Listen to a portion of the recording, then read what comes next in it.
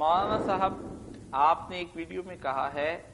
کہ لڑکی کی شادی میں بستر تکیہ وغیرہ کا سامان دینا جائز ہے، برائے مہربان اس کی کوئی دلیل بتائیں، کیونکہ میں نے تو یہ سنا ہے کہ اللہ کے رسول نے حضرت علی کو جو سامان دیا تھا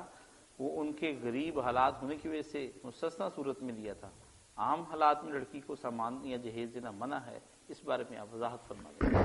نہیں، یہ بات جو کہتے ہیں نا کہ جہیز دینا منع، اور کئی لوگوں نے تو دعویٰ کر دیا کہ یہ عربی زبان کا لفظ ہی نہیں، جعفر جانا دی پھلواری بڑے پڑھے لکھے مگر انہوں نے بھی ایک غلط بات کیا جی کہ عربی زبان میں اس کے لیے لفظ ہی کوئی نہیں، کہنے لگے جہیز وغیرہ جو ہے نا بس اردو کے الفاظ ہیں، حالانکہ بالکل غلط بات۔ جہاز جو ہے نا اصل میں جس کو ہم جہاز بولتے ہیں کہ یہ جہاز ہے،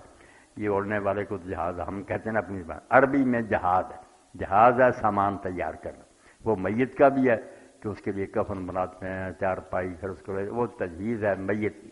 تجہیز و تکفین کہتے ہیں، اسی سے نکلا۔ اور یہ جو ہے نا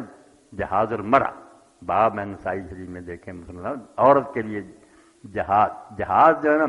اب ایک صنعت ہے، آپ پڑھے لکھے لوگ بتانا کہ الف جو ہے نا اس کو یہ بنا کر مجہول پڑھنا، کتاب کو کتاب، حساب کو حساب، اس کو امالہ کہتے ہیں کہ الف کو جھکا دینا، یہ کتاب، اس سے جہاز سے جہیز بنا۔ اب یہ ڈھونڈتے پھرتے رہے جیم ہے یہ میں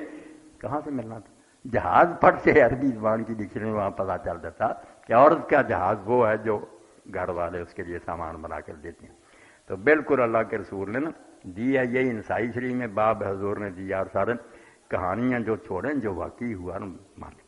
باقی اپنی حد سے بڑھ کر کوئی دیتا اور مقروض ہوتا تو بیوقوفی، ہر بات میں غلط۔ وہ بچے میں کی شادی پر اگر کریں گے آپ بہو کو لانے کے لیے، وہ بھی بیوقوفی ہے، اپنی حد کے اندر ہے، مگر یہ ہے ٹھیک، بچی کو کچھ دے کر ہی اس سے کرنا شادی، اس کو بھیجیں۔ بالکل حدیث کی کتابوں میں ہیڈنگ ہے